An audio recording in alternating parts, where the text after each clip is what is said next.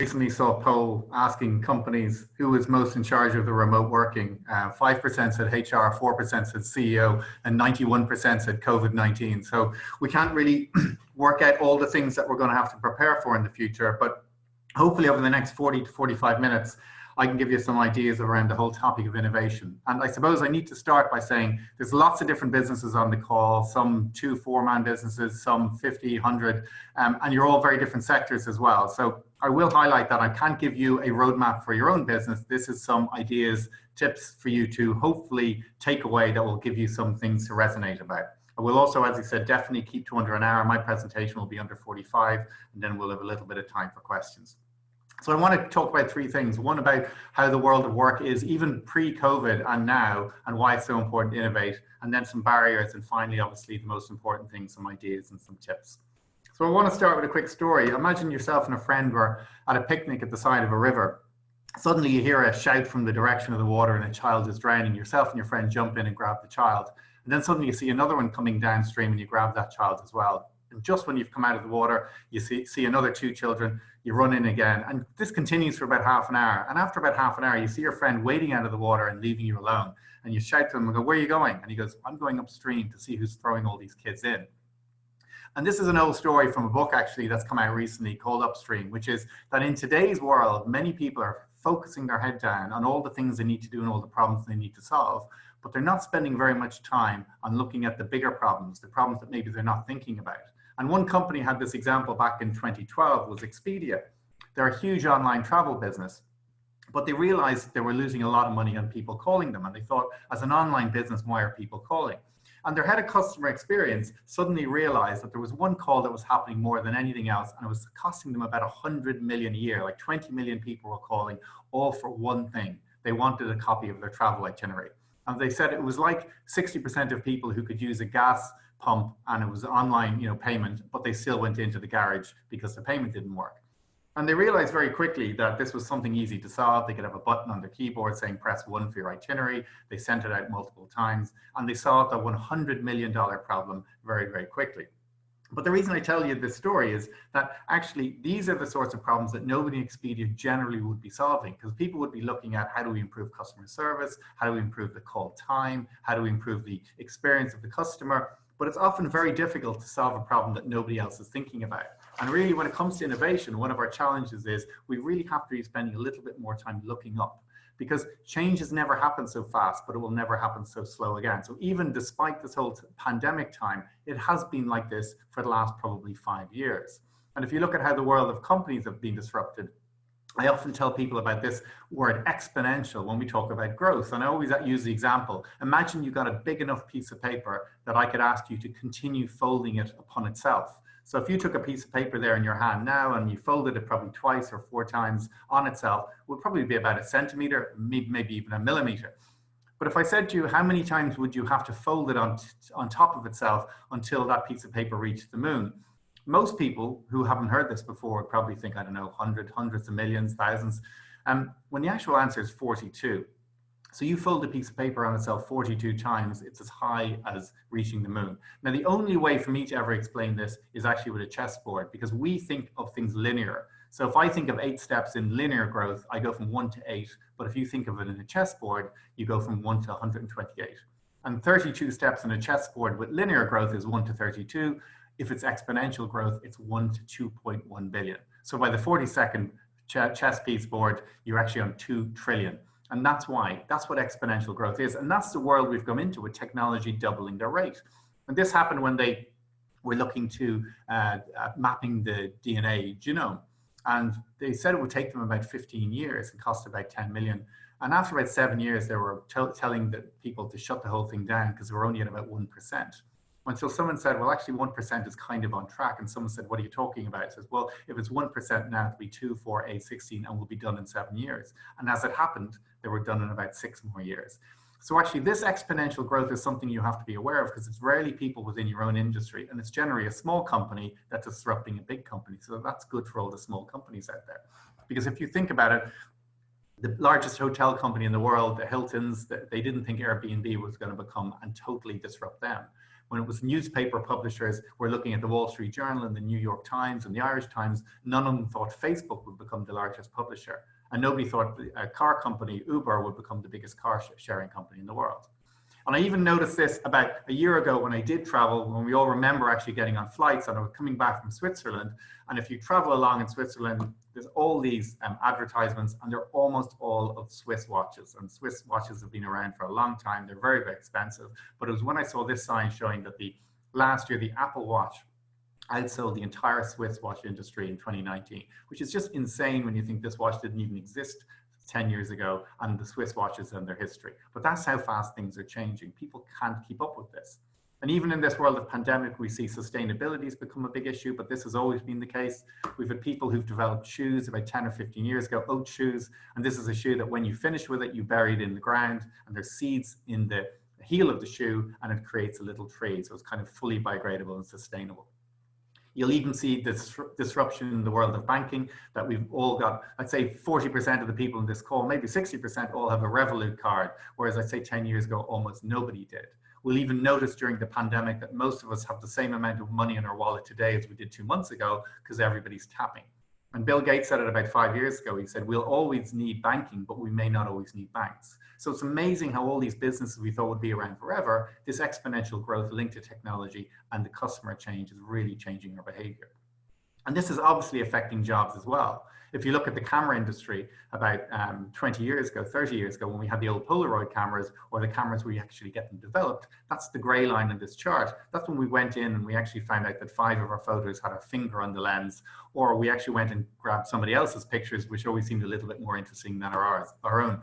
We then got the blue line here, which is the digital camera. And when we had the digital camera, it was the first time we could ever see the pictures. And it was phenomenal. And we thought this was the future until we got the smartphone. And you can only see the difference now when you see the graph like this, which basically shows that nobody ever buys cameras anymore. And I'm guessing most people on the call, their camera is stuck in a press or cupboard somewhere because it was too clunky. We only brought it out 1 or 2 times a year for special occasions, where we now have our camera in our pocket all the time. So you can see how the camera world was totally disrupted.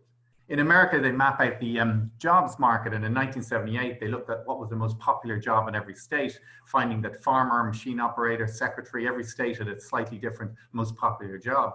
But when they did it again in 2014, they found that 40 of the 50 states, the #1 job was truck driver. That's about 3 to 5 million workers, and we've already got these driverless trucks who are actually on the road right now, which is kind of terrifying, and this is the speed of change we're talking about.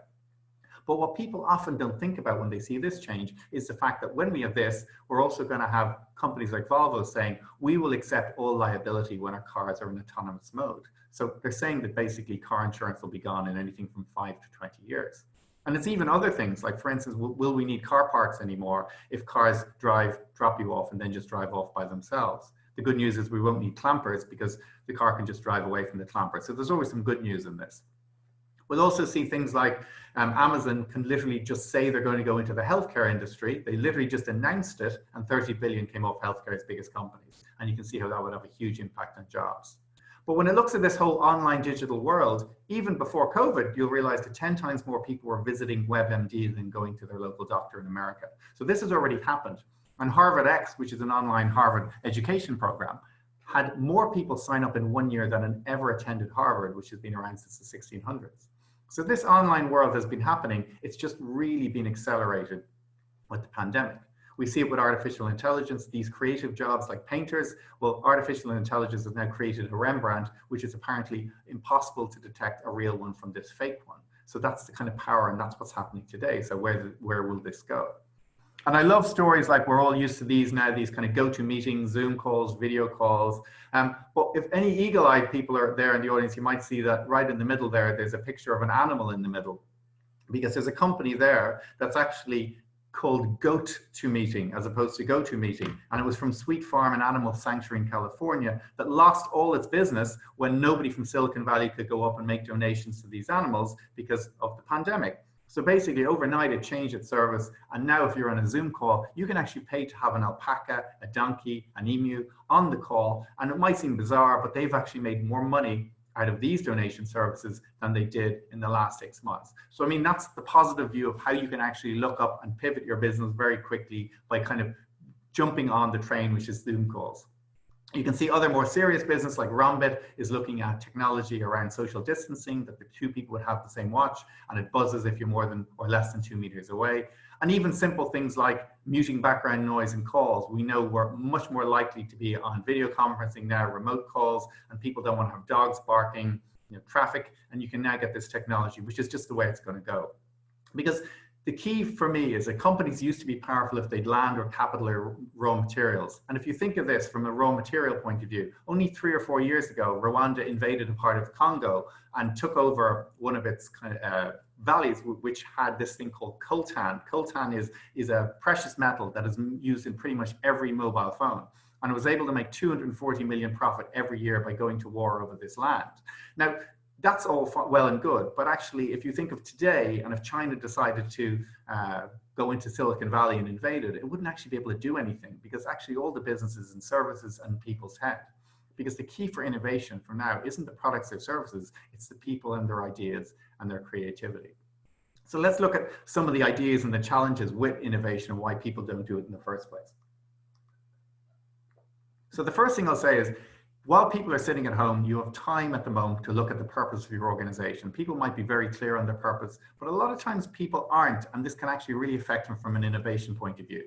If you look back to the 1920s, and you think of the biggest shipping companies in the world, most of them called themselves a shipping company, which might seem obvious, but what they actually were was a goods servicing company, delivery service, or a people delivery service. And if they thought about it that way, when airplanes first came along, they might have actually decided to invest in airlines because they go, oh, they seem to do what we do quite differently, but maybe we should get involved in that. And if they had, and they called themselves a people moving business or a goods moving business, they probably would have got into the airline business. But because their focus was only on the other ships being faster and bigger, they basically pretty much 80% of the business went when airlines took over, when it was faster, cheaper, not cheaper, but better to do. And you'll see this with lots of businesses. Anyone who's read the book by Phil Knight, Shoe Dog, which is a very interesting read about the birth of Nike. As you can imagine, when Nike started, it was all about shoes. But of course, they're not a shoe business anymore. They're actually a health and lifestyle business. But they're kind of cooler examples. But one that I like a lot is John Deere. John Deere is a manufacturing tractor type company. You can't say it's cool. But if you look at their job spec and you read it, I'm just going to read the first paragraph. This is their job spec. They say, there are 7 billion people on the planet. By 2050, there will be 2 billion more, many moving to cities at an unprecedented rate. Making sure there is enough food, fiber, and infrastructure for these people is what we are all about, and we're investing in our people and our technology like never before. Here, the world's brightest minds are tackling the world's biggest challenges, and if you believe one person can make the world a better place, we'll put you to work. Now, that is the first paragraph of their job spec, which is just really purposeful, really engaging. Could you imagine if their first paragraph was, we make great tractors? It's not as engaging. So understanding the purpose of what you do, who you are, can really help with innovation. Even simple things like this. I have this ad for Allbirds that seems to be following around the internet. Some of you might have bought it, but what I realized about it was when it began, and it's very, very popular now, they only had one shoe, one type of shoe. And all the kind of common wisdom would be you should have many products, many choices for customers, but you need to be challenging all these assumptions you have from the first point of view. The second barrier to all innovation is distractions. I love this phrase, when the phone was tied with a wire, humans were free. And you know now that we all have technology in our pocket, so we seem to be less free and we're always on. And if you look at this picture for a moment, this picture is actually not moving. And it was done by a psychologist, but a lot of you might find this picture is moving as you stare at it. And unfortunately, he would say the less rested your mind is, the more this picture would move. So basically for the Dalai Lama, this picture hasn't moved in years, but for most of us, depending on our state of mind. And he says, because we're constantly on, because we're constantly running from this to that, we're checking technology all the time, our brain is just too on. And actually we need to cool it down. We blame kids the whole time for this. We say kids are constantly on technology, but actually, where do they get it from? They only mirror what we do. And we've had photographers taking the phone out of pictures just to show how disconnected we've been. This would be, you'd see this at weddings, you'd see this where people say goodnight to their phone rather than their partner. And if they've kids, they'd look something like this. We even have phrases now where people will get into lines on pavements where they'll have a text lane and a non-text lane for walking, because wouldn't it be terrible if we couldn't walk 100 yards without seeing our technology? And when we used to be able to go to bars, you remember some people who tried to get around this with phone stacking, where literally everybody would take their phone out, put it in the middle of the table and go, first person to grab back their phone has to buy the next round of drinks. because Silicon Valley will say to you, however good you are at resisting your phone, there's 5,000 people in Silicon Valley doing every single thing they can to get you back on it, because it's essentially a slot machine in their pocket. So much so it's changed our behavior. What do we think of people who aren't on their phone? Just have a look at this. So we literally think people who are sitting there without a phone, there's something wrong with them. And this is how we've changed our behavior. And I really like this phrase, continuous partial attention. And this is essentially where we've got to, where we're constantly doing 2, 3 things at once. So from the point of view of, think about being on, watching television, very few people can watch television now without also looking at their phone. I always think the best television you can watch now is subtitled television, because you have to focus on the one thing and only the one thing. And the reason we do this is we believe we're good multitaskers. And actually all evidence have shown that you're going to lose as much as 40% productivity by multitasking. And if you don't believe me, I'm going to ask you to do one thing quickly now that you can take away for your family later today or for your friends. This is the simplest multitasking of all time. I'm going to ask you to count from 1 to 7, 1, 2, 3, 4, 5, 6, 7, and then A to G, A, B, C, D, E, F, G, as quick as you can. So if I did it, I go 1, 2, 3, 4, 5, 6, 7, A, B, C, D, E, F, G. And I could probably time myself at less than 2 seconds. But if I then asked you to do this individually, one after the other, like A1, B2, C3, D4, E5, F6, G7, that's already taken me about 4 seconds rather than 2. And it's cognitively more difficult, and I'm probably more likely to make a mistake. So try that with other people today.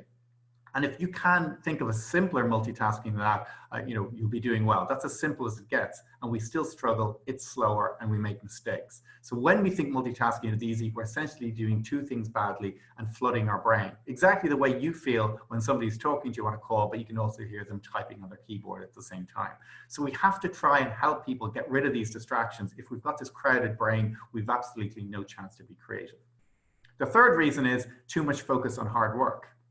And hard work and busyness does not equal productivity. And I love the story of the locksmith who 6 months into his job as a locksmith was called an apartment block. And when he was there, it took him about 40 minutes to open the door. The woman was kind of dying to get back into her house, and he tried every tool he got. He was sweating profusely, and eventually after 40 minutes, he got her back in.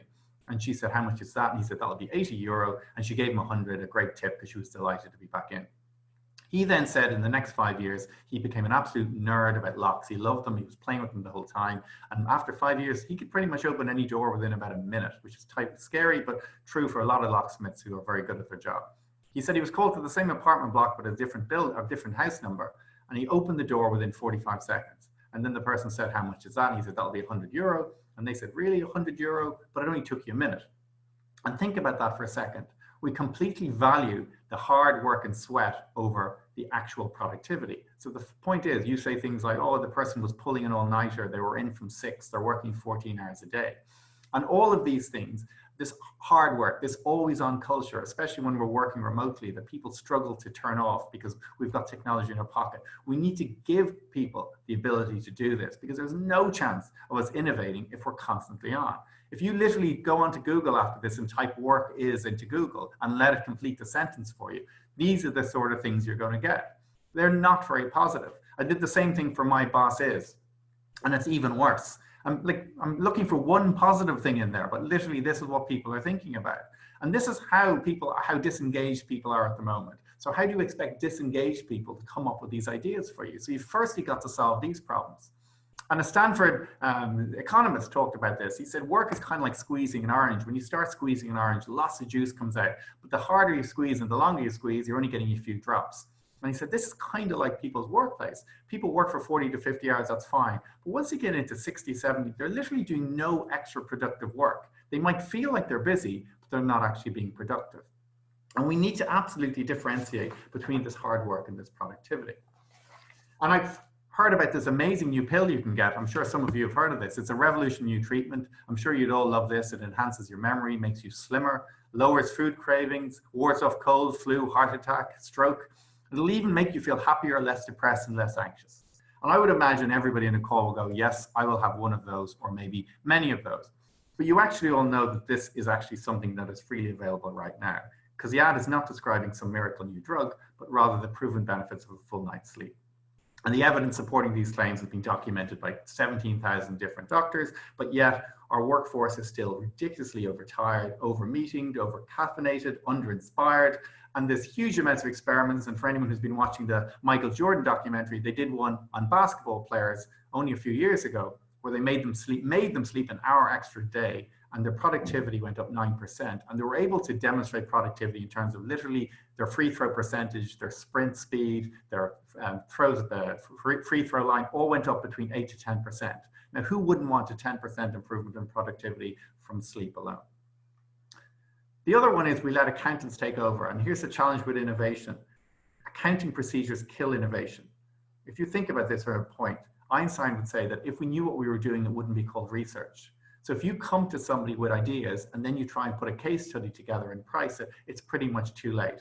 Because by its nature, innovation is stuff that you're playing around with, that you're trying to do. If you've actually got the answer, it's an easier case study and it's easier to get a business case. You've actually just got to try things. So for instance, I love the example of, this is the Marion Hotel, for anyone who doesn't know it, and there's a doorman there, and behind them you can see there's a door, but if you look carefully, you'll see the actual door opens by itself. So you could argue there's no need for a doorman. And even if you say, well, they do other things like order taxis or greet people when they're there, the actual real reason for having a doorman that most people don't know is that you can charge higher prices because you have a doorman. People are much happier to pay higher prices because they see a doorman there. There's a view that it must be in more exclusive hotels. But that sort of thing does not make sense from an accounting point of view. So sometimes when it comes to innovation, the last person to speak is the CFO. The first person to speak is to just yourself and to try things. The last thing from a distraction point of view or from a challenge point of view before we get on to some of the ideas is the culture. And it doesn't matter if you're a 2-person organization or 200, culture is essentially what happens when the boss leaves the room. And the biggest problem we have right now, well, nobody's in the room, because everybody's working from home. And that's leading to loads of remote culture challenges. So for instance, any of these companies who essentially were managing by seeing what people were doing are really struggling at the moment because they weren't managing by objectives. And we lead to this whole challenge we have with trust. And people say trust arrives on foot and it leaves on horseback. And we have a lot of companies at the moment just having the view that if people are at home, they can't be working hard because they just don't believe they are. And the main reason is because they can't see them. Whereas most people would say individually that they've no problem working hard whatsoever. And the one innovation I would hope nobody looks for is this one, which is now getting a lot of traction, which a lot of call centers have, where you can actually get Big Brother surveillance. You can track how many keystrokes somebody's taking. You can check how much their eye is staring at the camera. You can even check how many times they move the mouse. But could you imagine having a workplace like that, and how appreciated you would feel if you felt your employer felt this about you, that they did literally check every move you've made? And many companies have already gone down this line. But the question I would say from a culture point of view that people say is, yeah, Peter, we're like an 8-man actuarial practice or lawyers or a small accountancy practice. How are we getting people to come up with more ideas? We're not really in the ideas business. That's more left to the marketers and so forth. Well, the reality is everybody's in the ideas business. But the first thing I'll say to you is you have no chance of getting good ideas if you don't start with some bad ideas. The reality is you don't just come up with good ideas. And again, to quote Einstein again, if at first the idea is not absurd, then there is no hope for it. So we have this idea that the good ideas will just fly, but it doesn't work that way. You're probably going to start with a very bad idea. And if you believe for 1 second that you and your team are not creative, you need to maybe go back quite a few years. Imagine you were 6 years old, you were able to command a pirate ship, find treasure, vanquish all foes in a cardboard box all before breakfast. So we all are creative, but we have these limiting beliefs that we think other people are more creative, or all the clever people are in Google. But guess what? All the big companies are saying all the smart, creative people are in the small companies. Because if you think about it, all the big and great innovations are generally coming from small startups now, not the big bureaucratic large organizations. But these beliefs lead me to the story that I like about the 2 shoe salesmen in 1890 who went to Africa, both to sell shoes. The first one sent back a telegram going, absolute disaster, no one wears shoes. Whereas the other guy sent back a telegram going, huge opportunity, nobody wears shoes. So really we have to change our belief system when we think about this. And we have to realize that how we think about things, we can overestimate our own views. They did a great experiment. I'm sure there's no radiologists on the call, but this is one of a lung cancer radiology x-ray, and they asked hundreds of radiologists to look at this. I'm not looking for you to come up with the answer, but what they didn't tell them was the real trick was they didn't want to come up with the answer of the radiology test. They wanted to see if this little gorilla on the top right they would notice on the radiology report. Now, I appreciate on your screen, you may not be able to see that very well, but we'd like to think a radiologist who's looking at this X-ray in detail would find it. And 8 out of 10 didn't. Why? Because they're so focused on the things they do look for, they miss on lots of other things. And this whole idea around innovation, we have to spend a little less time focusing on these things and a little more time looking up. But we don't do that because we can be a bit more overconfident. So I love the experiment where they ask people who is most likely to get into heaven between Michael Jordan, Bill Clinton, and Mother Teresa. And not surprisingly, Mother Teresa wins. But the most interesting thing is they also said there was one person who always got in ahead of Mother Teresa, and it was me, as in you. We always think we should be the most important person to get into heaven. And if you don't believe me about this kind of the bias we all have towards ourselves, if you think about this call, half of this call is below the average intelligence of the call. And that's just a mathematical fact. But I can guarantee the moment everyone hears that, they're going, well, it's not me. Now, it has to be 50%, but none of us believe it's us. So the last thing I'll say, which should hopefully give you some positives, is bureaucracy, which is something small organizations should not suffer from. But a story I love from a French CEO, he said when he took over this massive company in France, he walked the factory floor for the first day with his CFO. And he saw a man standing in a cage waiting for a new pair of gloves. He sat, introduced himself and said, what are you doing? And he said, oh, I've got a piece of paper here. I have to go to my manager. And then I give it to this man here and he gives me a pair of gloves.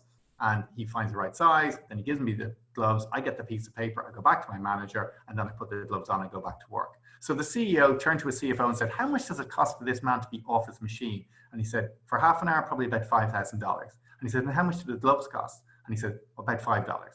So not surprisingly, the next day, the gloves became free. But the real interesting thing about the story is clearly this started because maybe a couple of years ago, somebody stole a pen or Post-it notes or the gloves or something else. And somebody then put a process in place to make sure that never happened again. The benefit I would hope that the small organizations have is you don't have these layers of bureaucracy. Anyone who's worked for a big organization knows the torturous way of filling in an expense sheet or a timesheet. And there's layers and layers of it, or how difficult it is just to get the stationery cupboard open for a new Post-it note. So embrace the fact that the bureaucracy in small organizations is something you just do not have in big organizations. So let's get into some of the ideas. So the first one I wanted to talk about was, and I'd actually written this as give people free time, but then I realized people are gonna say, hang on, Peter, we're in a pandemic, we're gonna move into a recession. What do you mean free time? But what I actually meant was more time. And what do I mean by that? Well, firstly, remember, as I said before, companies do not innovate, people innovate. It's not a company that becomes innovative. It is the people who get the ability to be innovative within the company. Companies by their nature don't like breaking rules. It's people who break the rules. So to give them time, you need to almost get them out of the matrix. And what do I mean by that? This idea of these distractions, the multiple emails, the CC culture, people constantly on their phones or on Slack or on all these technology where they're actually doing lots of things, but they're not being very productive. And it's up to you to stop a lot of these things happening. I mean, you see this a lot at the moment. I survived another meeting that should have been an email. You would be amazed how many people sit in meetings like they clearly shouldn't be there, or the meeting's so terrible, it should have never happened in the first place. So I want people to think about this, because if I ask you to think for a second, just think for 3 or 4 seconds, where do you get your best ideas, or where do you do your best thinking? I'm guessing most of you say the same places that everyone else says. They say lying down in a bed, having a shower, driving, jogging, or walking in nature. The one place people never say, sitting at their desk at work. Now, why is this important? Because we still struggle with the belief that when people aren't doing, they aren't working. But there is a reason why when you get up after a sleep, you actually come up with these great ideas. There's a reason that when you're not working, these ideas come to you, because your brain is still working. It is putting together all these disparate conversations, all these ideas that are running around in your head and starting to thread them together. And because we're not giving ourselves this time, the moment we go out for a walk, we're on our phone. The moment we go upstairs to our bedroom, we're on our phone. We're not giving our brain this free time. And this innovation comes from simple things like this. People want it to be something very difficult. The first point is give your people time to be alone. Because at the moment, I'm sure like many of you, Netflix has become a staple for many of you. But if I asked you to think who Netflix's biggest competitor is, I think most of you might think Disney, Amazon Prime. But actually, the CEO says Netflix's biggest competitor is sleep. That's who they believe they're competing against, which is terrifying for us. But you can understand this, that when we all go in and we just watch one more. I mean, I've turned that thing off on my on my Netflix account, so it won't automatically play the next episode because it just becomes too addictive, and before you know it, you're watching the next one. We've even got companies, and this is interesting, Aetna CEO pays his workers to sleep. You get a bonus in this company if you do 30 nights of 7 hours or more, and he gives everybody a Fitbit, a tracker to track their sleep. And you might think this is crazy, but he goes, the crazy thing is, if people are well rested and relaxed and happy, they come up with ideas, they come up with everything. They're much more productive, whereas most people see this as a negative. So here's one thing you could try today. And I know most of you won't do this, so this is a challenge for all of you. Think of how many of you actually have your phone by the bedside. Why didn't you tell every single one of your workers, including yourself, that for the next 7 days, there's no phone by the bedside? And I know the first thing you're going to say, you're going to go, but Peter, how do I wake up in the morning? Well, the same way you woke up in the morning before you had a mobile phone. Or as my kids say, Dad, it's just a phone, not a mobile phone. So secondly, you might go, but what if I have an emergency? Well, we're all here today listening to this call, which makes me guess that all of our parents survived with us and they never had a mobile phone beside the bed. If you still think this is too much of a challenge, even make it a little bit simpler that the phone just can't be within arm's reach. So it can be 5 meters away. So have a social distance room with your phone that has to be more than 5 meters away. Even if you do this with your team, and for the next week, you will start hearing some really interesting stories about how many times they went to grab their phone, not even noticing they were grabbing their phone, and actually not even realizing why they were grabbing their phone. You will then start to realize people will read more, will start to do other things that they weren't doing because they have time, because the phone is actually taking all of our free time. It's also, as people say, it's an anti-boredom device. It's giving us very little time to contemplate, and it's giving too much time to just be doing. So that is a challenge for all of you. Why don't you try that for 1 week and see how you go? And I know there's always someone in the group who go, yeah, but I'm okay. I have it on do not disturb and I have the blue light function. All the studies will say even just your phone being there, even if it was off, it affects your night's sleep. And companies do know this. So Volkswagen basically in Germany stopped its senior executives having email on their phone after 8 in the evening because it said, you know what, we have no interest in you sending emails to each other at 10 o'clock at night. The only reason you're here is to be innovative and come up with ideas. So we want you to have time to think. And Daimler went even a step further. They have an out of office notification which says I'm on holiday. So firstly, they say holiday rather than annual leave, because annual leave isn't a concept any of us had ever heard about before we went to work. And it says your email has been destroyed, it is not being read because I'm on holiday. And they deliberately used the word destroyed because they wanted the person who sent the email to realize nobody was seeing this email and they needed to reach out to somebody else. They wanted to give the person, the employee, a holiday because they said the employee on holiday gives them 2 weeks to relax, to come back recharged, whereas most people feel that they have to be on their phone when they're away, and we're trying to get people away. And this is a huge challenge we all have now with remote workers, and it's a challenge nobody's seen before because we haven't done it to this level, where people are having to monitor when they start work and when they stop work and how they actually have free time in the evening, because it can be very easy to blend one into the other. The other piece outside of your employees, though, is the customer side. And actually, when a lot of people think of innovation, they immediately think of a new product or service. But actually, a lot you have to focus on is your customer. And while the customer is always right, we have to be careful. He's not always right when it comes to innovation. And why do I say this? Well, if you asked Henry Ford when he was creating the car, he said if you'd asked the customer what they wanted, they would have said faster horses. So they would have never thought of the car. Steve Jobs said no one ever asked for a phone with one button. Before the iPhone came out, we had Blackberries and Nokias with multiple buttons. And to use the shipping example earlier, nobody would have said, can we get a ship with wings, essentially a plane? They were all looking for faster, bigger ships. Why is this important? Because people are irrational, but they're predictably irrational. And actually, this is where so much about emotion and value can come into the argument rather than price. Like, I love the story about when the Eurostar, a few years into it, they realized that the Eurostar on the UK side was a lot slower than on the Parisian side. And they tried to work out, could they make it faster? So they engaged these engineers who came up with a solution. And they said, it's going to cost £6 billion, but for that we can shave 40 minutes off the ride. And we can build a new track, it'll take about 10 years, and it's a lot of money. And then the head of Ogilvy, a marketing company, said, well, I can do it for 10 million. And they said, ooh, that sounds interesting, tell us more. What would you do? And he said, well, I would hire the biggest and best supermodels from around the world. I'd get them to walk up and down every train with, Chateau Petrus, champagne, Guinness, caviar, McDonald's, whatever people want. I would have the comfiest chairs and I would have the world's best Wi-Fi on the train. And the people said to him, that sounds very interesting, but would the train go any faster? He said, no, but the beauty is most of the customers would ask for the train to slow down. So his view was looking at it from a completely different perspective, which is the train isn't an inconvenience between your two places, but it can be a destination in itself. And you can see this very simply from a subscription service like The Economist. This does not make any sense that The Economist has 3 different versions of what you can subscribe. And you'll see the second one and the third one are the same price. But for the third one, you also get the web, and for the second one, you don't. So not surprisingly, nobody goes for the second one. Why would you? You can get an extra thing for the third one. So people might go, well, this makes no sense whatsoever from an innovation point of view. Why would you do something that people don't want? Because they originally did this. They only had 2 services, the print and web versus The Economist. And what happened? The 84% who were going for that one, only 32%. Now that doesn't make any sense from a computer would never make that mistake, but we do. We have a real challenge with choices. And we like a number of choices, but we like not too many. And if you think about this, you have to start thinking not just about the consumer, but about the market we're in. So to give you a few simple examples, I told you about how tired and how hard people are working now. Somebody's come up with a phone with one of these snooze apps that we like, but it says every time you press snooze, it's connected to your bank account. So when you press snooze, it pays money to a charity you don't like. So let's say you're a Sinn Féin voter, it'll pay money to Fianna Fáil. Let's say you're anti-Trump, it'll pay money to the Trump campaign. And guess what? People get up very quickly and they don't press snooze anymore. For those who remember the cinema, well, the drinks have got bigger and the movies have got longer. You can now download the RunPee app. It'll tell you exactly when to run to the toilet and not miss any key plot twists in the movie.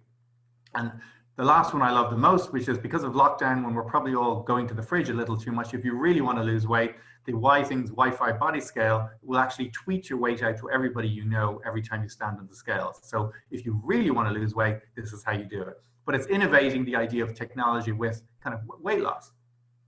The other one, and I know a lot of people ask questions beforehand around, Peter, how do I innovate around price? Because guess what, I'm losing half my customers, I'm on very tight margins, what am I going to do? Well, a few years ago, I was in Egypt and I picked this camel up. It wasn't exactly this camel, but it was very similar to this camel. I turned it over and it said made in China.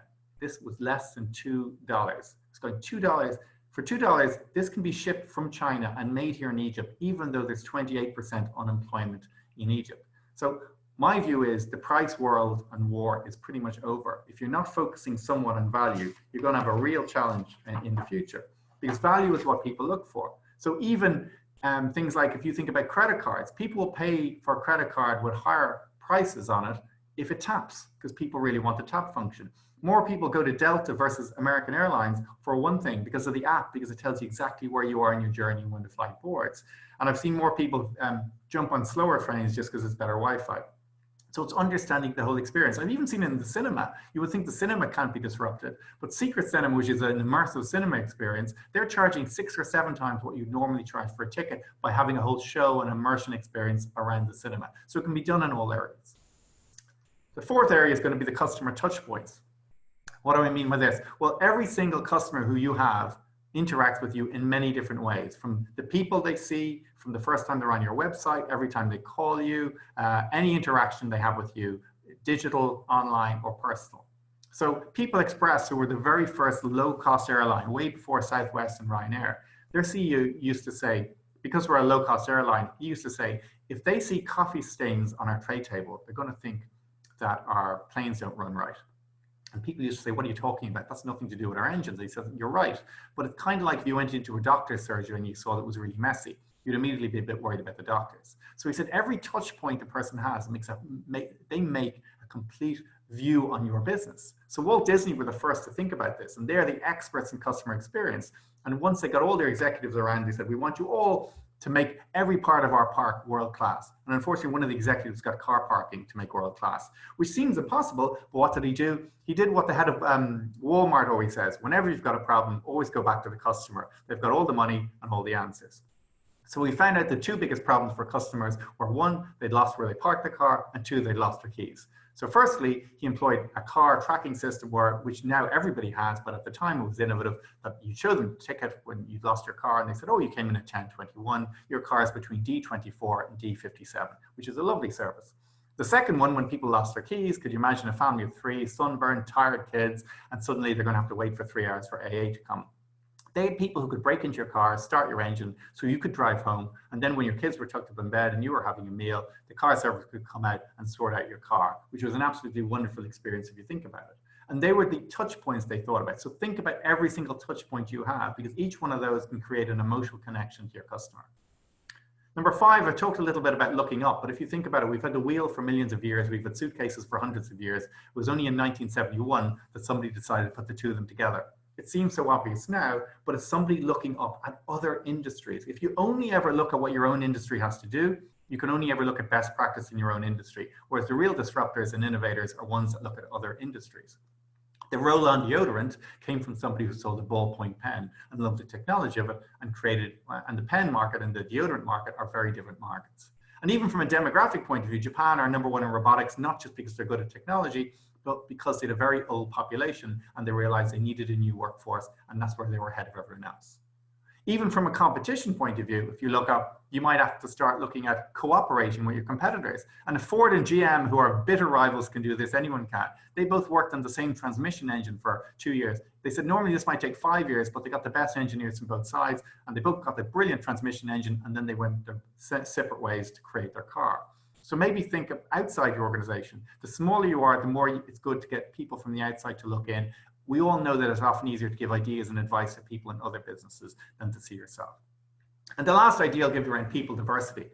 We're all in this remote working space, and you might have heard about this gig economy, but you need to realize that if you're able to work 10 miles from your office and work 5 days a week from home, here's the scary thing, but also an opportunity. Well, then you could also work 6,010 miles from your office. So therefore, there are potentially people who work in other countries very far away from Ireland who can work for €5 an hour rather than €100 an hour. And I've used sites like Fiverr.com, where they can do presentations, they do proofreading, they can do logo design, and they do it for a fraction of the cost. And more people are going to start hiring not just remote workers, but gig workers. And these gig workers are generally rated. So it's much more important to them that they do a good job. But here's the challenge. Because they don't work for you, you need to be much better in your communication of your engagement. So it is challenging, but it's something I get you all to try and do over the next few days. Go on to Fiverr.com, hire a service. It literally costs $5 for a lot of these services, and just see how the experience is. I can literally take a picture of myself and ask a man or woman to draw a cartoon of me, and in 24 hours they can have drawn a cartoon of me. It's not perfect, but it's a hell of a lot better than I can do, and I can get that done in 24 hours for $5. The other thing from a diversity point of view, just to finish off, I'd like you to think who your top 5 friends are right now. Hopefully you're chatting to them a lot, having good conversations, given we're all socially distant. But here's the thing, if I asked you who they are, okay, not relations, just your top 5 friends, if you pictured who they are, and then I put this graph off, I'm guessing most of them are of similar age. I'm guessing more of them than not of the same gender. For a lot of you, they'll all be the same gender. If you're married, they might be married. And when you go through these, you start to realize, oh my God, my friends are identical. They're like an echo chamber of me. How are you going to get new ideas and different ideas in a global world if everybody looks and sounds like you? So you need to think not just in your workforce, but among your friends, that you need to get different ideas. You need to look at different people, because the big companies aren't doing it. You think they are, but here, like for instance, this is every Lewis train stop you'll see around the world. And guess what? People are still advertising up there. Nobody's looked up there for about 10 years, but these things take a lot of time to change. So just to conclude, from an innovation point of view, I'd always say it used to be this idea that people had to price something, plan something, then execute. Now we need to act, learn, build. So we need to act straight away, try things really quickly, and then if they work, build on it. If they don't, try something else. But the learn piece is really important, because in South Africa a number of years ago, they had this great idea around pumps, where mainly women had to walk 10 miles to pump water, and kids didn't have anywhere to play. So they designed this play pump where kids could go around the roundabout and have great fun, but they were also pumping water. So it worked for both, and they even got some advertising. It seems wonderful, and it worked really, really well. So they rolled this out to the rest of Africa, but nobody went back to check how it worked. And while it worked really well in South Africa, this was it in Malawi 5 years later, which was humiliating, this woman having to do this on her own, because guess what? All the kids had left Malawi to go to other countries, and it wasn't the same experience. So just because something works somewhere doesn't mean it's going to work somewhere else. So my last slide is just left for Peter Drucker, who always talks about the fact that in business, marketing and innovation make money, everything else is a cost. He said that your #1 thing in business is to create a customer, and marketing and innovation does that. So innovation we've talked about, but the one last piece of advice to give you is, this is a time when nearly all customers are looking up. They might be making changes, they might be thinking of different opportunities, and this is a time for you to make sure, don't completely slash your marketing budget. It can be seen as something you should do, but this is a time you need to make sure that at least your customers can see you. So that's it from me. I would finish by saying I have 2 books on how to get kids off technology. So if you want to unplug your kids from the endless technology, they're both available in all good bookshops. But with that, I will hand over to Adam for a couple of questions. Adam, over to you. Thank you very much, Peter. I love those books as well. Excellent ideas, particularly with a rather long summer coming up with the kids at home without us being able to go anywhere. So yeah, Peter, thank you so much. That was very insightful. I've been taking notes like furious. I think, you know, your last point there about companies responding quickly and innovating quickly, particularly now, is very important. I mean, the phrase goes, history has proven that fortune favors the companies that respond quickly in a crisis. Well, we're right in that right now. So that really resonates. So thank you very much. So just going to kick off. Some people sent some questions in up front, actually, just before the start, Peter. So I'll start with the first question. What are your go-to resources, Peter, to understand how companies are embracing the new way of working? Oh, that's interesting. Now, here's the problem with go-to resources. If you go onto any website or any business website, they'll tell you all these new resources, which are kind of workplace resources, virtual meetings, new video conferencing facilities that are better than the ones you have. But here's the thing, the technology is not the problem at the moment. You need to start by working out what your employees need. So the first point is all about the communications with your employees and their well-being. So most employees will tell you right now that this is not an enjoyable experience. While you will hear people saying they're enjoying remote working, it's not the norm, because actually in proper remote working, the kids, if you have kids, would actually be in childcare or in school, and you'd actually have time to be working full time. So the first thing I would say is, from the employee's point of view, you need to trust them more. You need to make sure you're communicating with them, and the communication shouldn't all be on Zoom calls. We seem to be defaulting to everything as a video call. It's okay to call somebody and just check in with them. Zoom calls by their nature and video conferencing are much more tiring. Firstly, whether people like it or not, they're much more likely to do two things at once in a Zoom call, check their phone the whole time. That is cognitively quite tiring. But secondly, the eye contact that people have in a Zoom call, people don't realize that's quite exhausting, where people are staring at each other's eyes the whole time. So the other thing I would say is the resources I would focus on are learning and reskilling of your employees. There's a lot of people out there who aren't as busy as they'd like to be, but use this time to reskill your employees more into marketing, more into technology. Try new resources out there, whether, as I said, some of the apps I talked about earlier. And if you do those, and the last thing I'll say, the go-to resource I would tell everybody to focus on is, if you are going to be working remotely a lot, especially talking to your customers, please sort out everything to do with video conferencing. The lighting you have, the muting of your phone, having a good headset, making sure people can hear you right, because every single person in this call has been on a terrible video conference call already. And that is one of these many customer touch points people think about you. So you should have everyone in your organization knowing how to do this really well, how to share stuff on Zoom or Teams or whatever platform you use. And you'd be amazed how many people don't know this stuff. And it's really important, because it's the first, it's the kind of first thing they see about you. So for instance, on this call, which we obviously spent 20 minutes before it started making sure everything didn't work, if something didn't work, whether you like it or not, I'm the only one who you can see, so therefore it's my fault. It may not be, but that's how it comes across. So the moment you're on a video conference call, you've got to focus that. So that's what I would say, Adam. The go-to resources are first and foremost, focus on what your employees need and worry about the technology second. Super, thank you, Peter. Question number two, this is more around resilience rather than innovation, but I think obviously closely related, but how do small businesses build resilience when facing a major decline in their markets? Yeah, that's interesting. I would say the first thing you need to realize, it's very difficult to build resilience in other people. You can build your own resilience. And if you're the boss in the organization, what I say is you need to realize resilience is kind of like willpower. There's only a certain amount we have, and then we get tired. So I always love this example. I don't know if anyone's heard the willpower example, where they get two groups of people to go into a room to solve some puzzles. But before they do, one of the groups goes into a room with these beautiful chocolate brownies, smell gorgeous, and the others go into the room with no food. But they tell the people who are in the room with the brownies they can't have any until after they do the test. And then when they give them the tests, they find that the people, and they make the test really difficult and pretty much impossible to do. And really the test is they want to see how long people will persevere before they give up. And all the people who were in the room with the brownies gave up a lot quicker than the other room. And what they realized was, you've only a certain amount of resilience and willpower in you. And the more things that happen during the day that kind of make you flag, the less chance you have of doing this. So what I would tell most people is, the resilience people need is, you need to be so clear with your team of any of the challenges. So guess what? There might be redundancies, there might be cost cutting. You might have to tell them they have to take holidays now during this time, because we can't have everybody coming back to work in October and then suddenly taking 3 weeks holidays, because business needs to survive.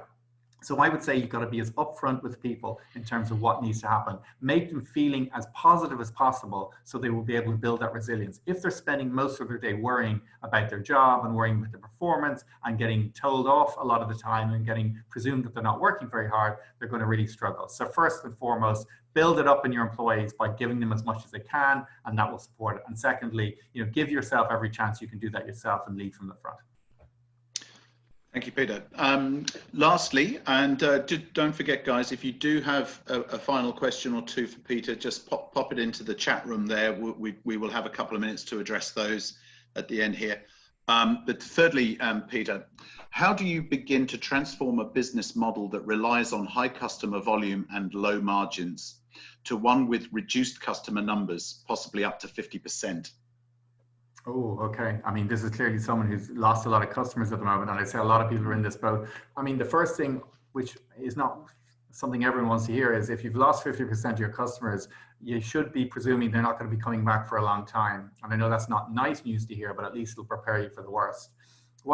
Kind of alluding back to my presentation, if you're in a price war, you're always going to struggle. Because however low you think you can go in price, somebody can always go lower. And I never believed that until I saw it, where some people will do this and they will actually lose money just because they want to continue and keep market share. And you're always going to struggle against a bigger organization who maybe have technology and resources that are already fixed costs. So they say, well, we might as well get something rather than nothing. So the number one thing you need to do is focus on all the things that you give that aren't price, because everything that you give cannot be priced. The service, the feeling they have when they deal with you, and you need to look at all those touch points and improve those. Because as you said, you're not overnight going to have to change your price. You might have to change your service offering, but that takes time. And this is the time to do it, to think, what is it our customers want? But back to the head of Walmart's quote, go back to the customer. They've got all the answers and all the money. Super. Okay. Well, that's all the questions, Peter. And there's some great feedback coming into the chat there. So really excellent talk, Peter. Thank you very much. From Fiona. Thank you. Excellent insights from Colette. Paul says, great session, Peter. Many thanks. Let's start with bad ideas is a great way to get past the procrastinating. So some more coming. It's all coming in now, Peter. So listen, thank you very much, Peter. That was very insightful, as everyone is saying in the chat room there. Great. Thank you to everyone for participating and listening. We hope you got something from it. As I said before, we are putting on these supports throughout for the remainder of this month and into June, to the end of June. Please keep a lookout on our webpage there. I put it at the top of the chat room. Peter, thank you for your time. Look forward to engaging with you again. So if we have anyone who wants to engage with you, we'd be happy to pass on their details to you. But thank you, and good luck, best wishes, and cheerio, everybody. Thank you. Bye-bye now. Thank you. Cheers now.